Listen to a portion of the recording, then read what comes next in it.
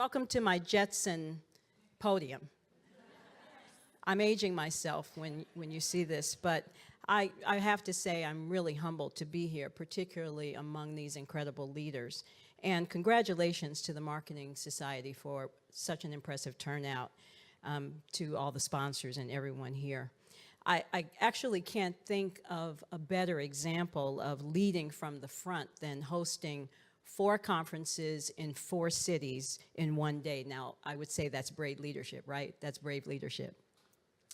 So I'm going to ask each of you for the next few minutes to be reflective about what brave leadership looks like through the lens of what I call Me Inc., which is really each of our personal brands. We've heard some incredible stories over the last couple of hours. And now the question is, what does that mean for how we show up every day?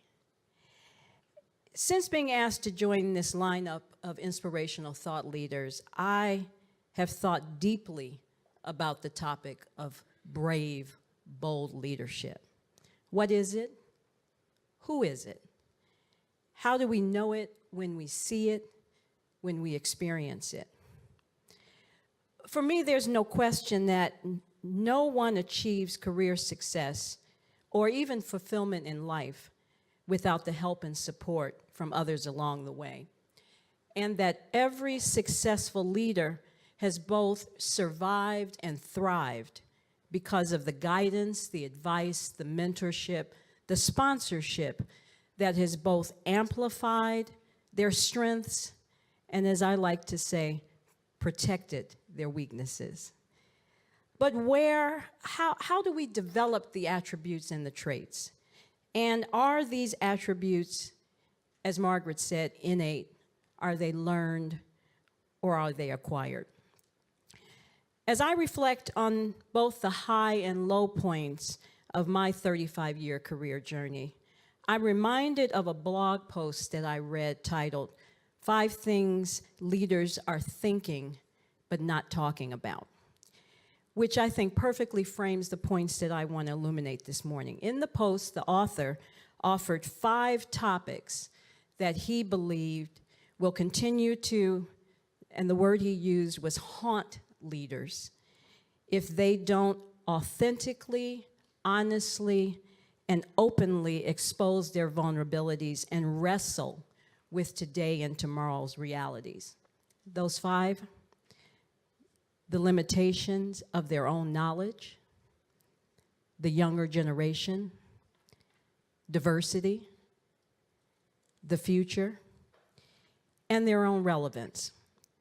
He points out how we tend to ignore or even avoid these topics rather than exploring and becoming comfortable with them. He says that leaders must be more proactive in coming to grips with today and tomorrow's realities, the new normal, if they want to face their greatest fears head on and get on with the business at hand. Being honest about what you fear is essential to real change. I learned that from my grandmother, Dr. Rose Butler Brown, who was the first Black woman to graduate from Harvard's PhD program in 1929. She taught me years ago that if you can unflinchingly be honest in saying, I don't know, I'm worried, I might not be able to do that, or this makes me uncomfortable, then you will then become brave enough to move into that awkward place of exploration where you're trying something new, where you're breaking barriers, and where you're ushering in a new era of change.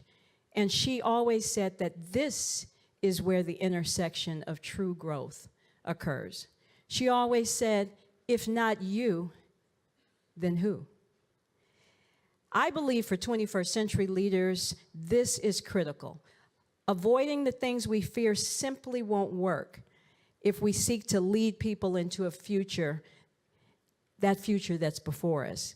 There's just way too much that's new and untested for us to be successful staying in our comfort zone. I believe courageous leaders are strong for a reason.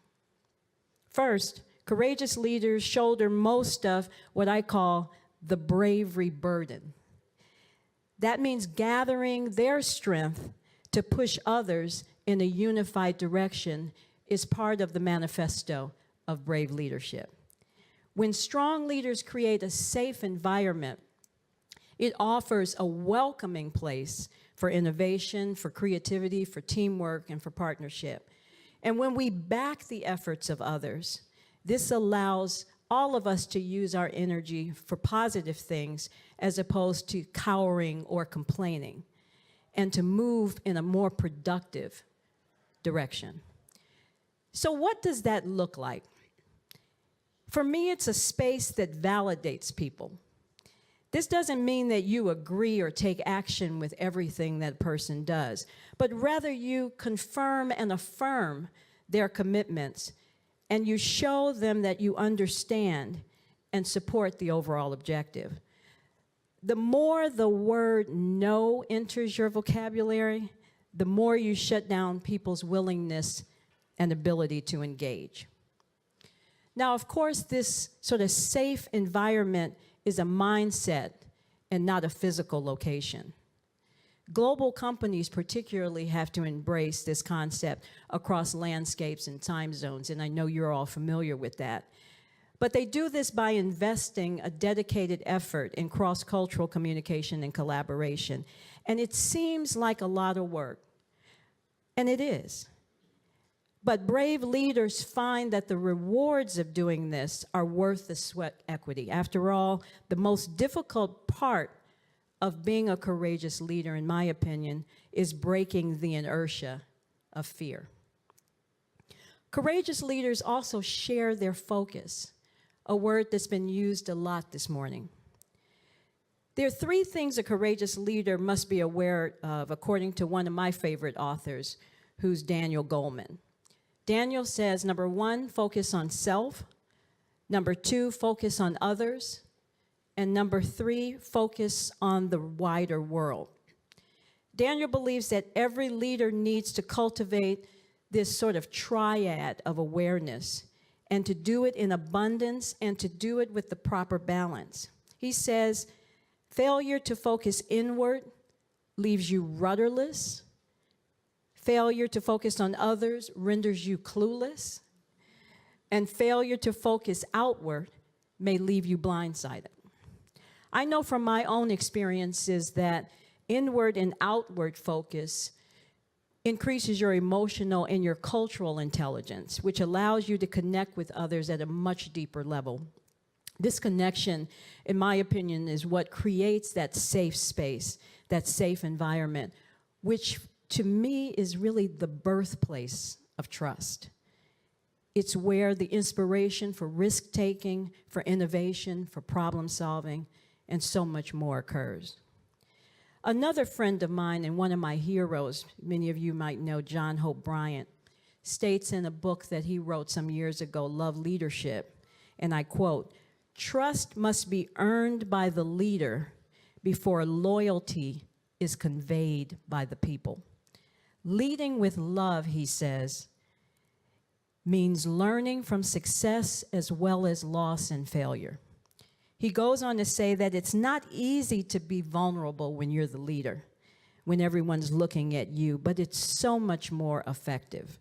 Sharing your story with people in ways that exposes your vulnerability connects you deeply with others and enables you to form authentic relationships. When you do this, he says, people will trust you and will be willing to align with your leadership goals and values.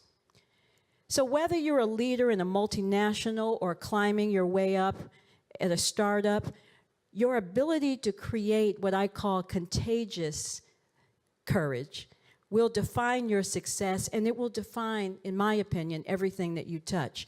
The key to that success is knowing your vital and active role in it. If you want to see change, you have to be brave enough to create it. Now, I'm a fan favorite of Simon Sinek, who I think is a brave and visionary leader. And Simon says that to operate based on conviction and belief requires an acceptance that your actions might get you fired.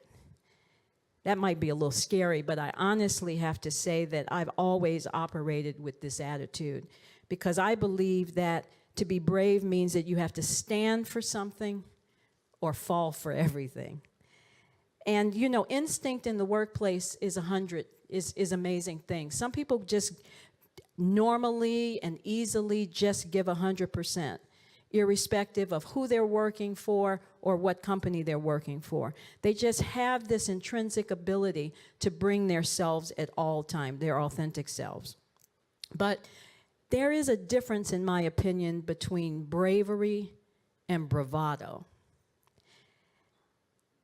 There's an omnipresent culture of business bluster and bravado lurking around today, at least in my opinion. It's in many ways a game of pretense and inauthenticity.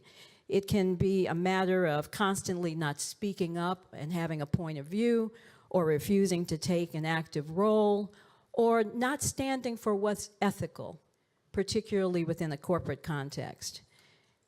It can be acting for the good of the company. It can be being unwilling to learn.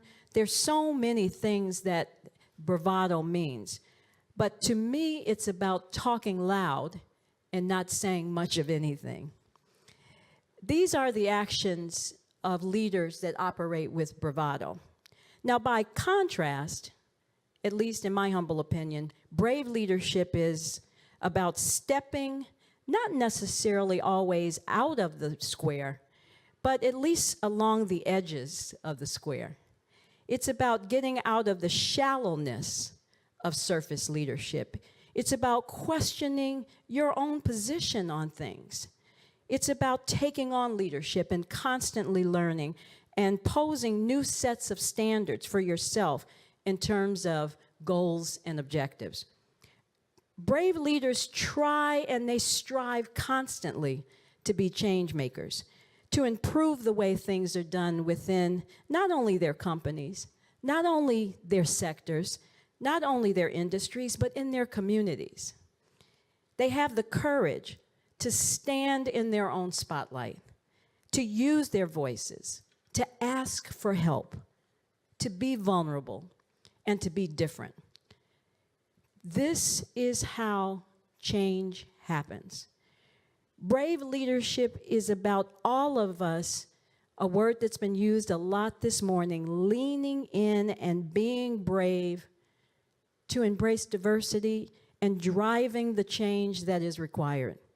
Bravery is reaching out to other leaders and those who are willing to shape policy and procedure and giving 100% to drive business forward in an ethical and a productive way. Now, to be clear, being a change maker is hard, and sometimes it's risky business. It takes bravery 100% of the time, every day, all the time.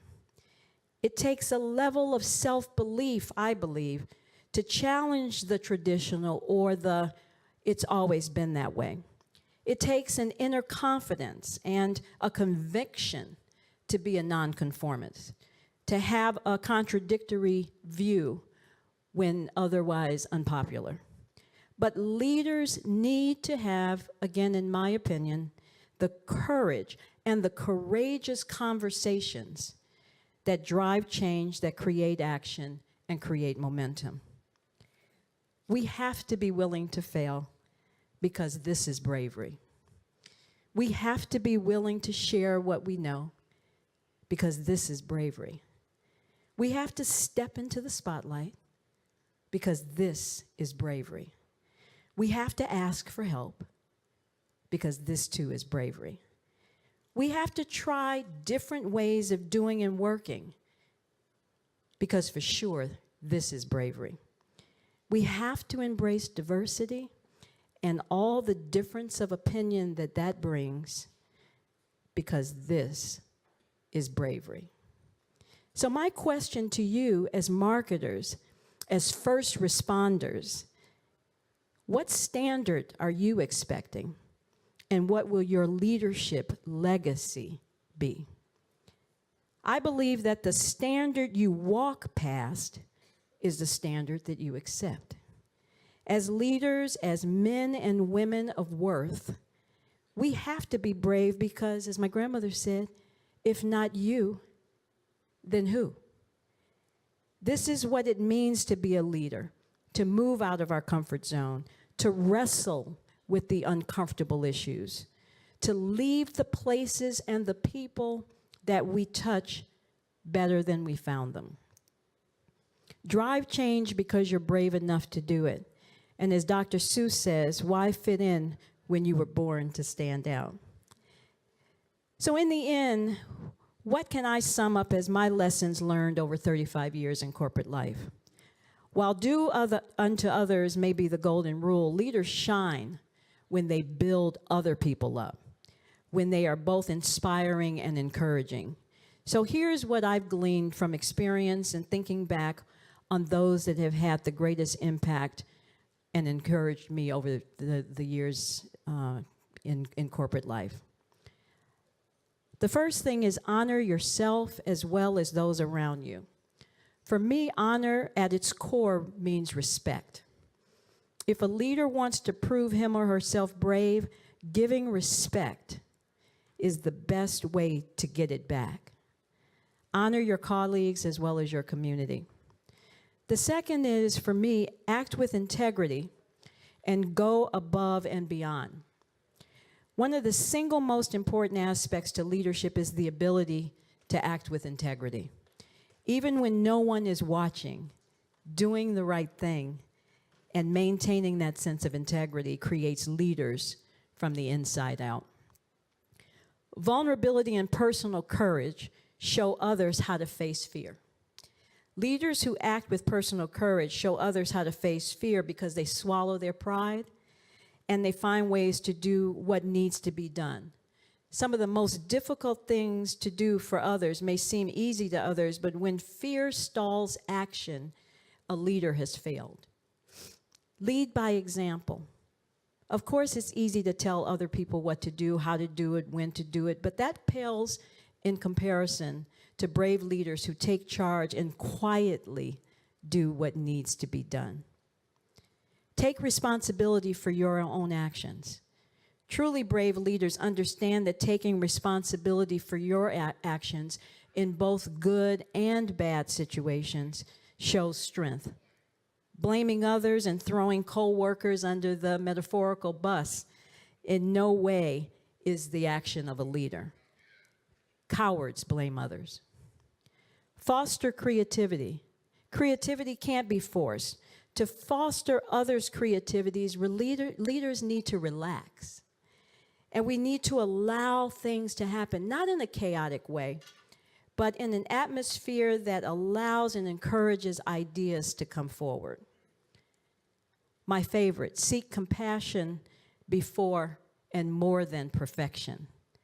Perfection and striving for it cause some to stifle, and brave leaders realize that part of the process of trial and error is recognizing that perfection is virtually unattainable, while compassion encourages others to keep trying. Inspire greatness and never act small. No greatness comes without failure, but rarely does something great come from the actions of just one person. So remember to treat others in a way that shows their failures are steps in the path to success. Reward confidence in others. When you notice that others are following your lead and they act with confidence, talk about it. Celebrate them. Encourage them and remind them that they too matter. Part of that is providing recognition rather than seeking it. And that's a hard one for leaders. But similarly to rewarding others' confidence, work toward recognizing people's achievements, both the little ones and the large ones.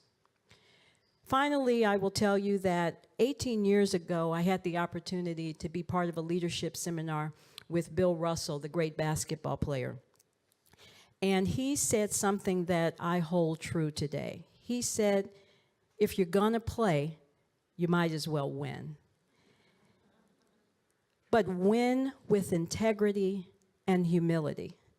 Because at the end of the day, to drive change, you have to be brave. Drive change because you're brave enough to do it. Thank you.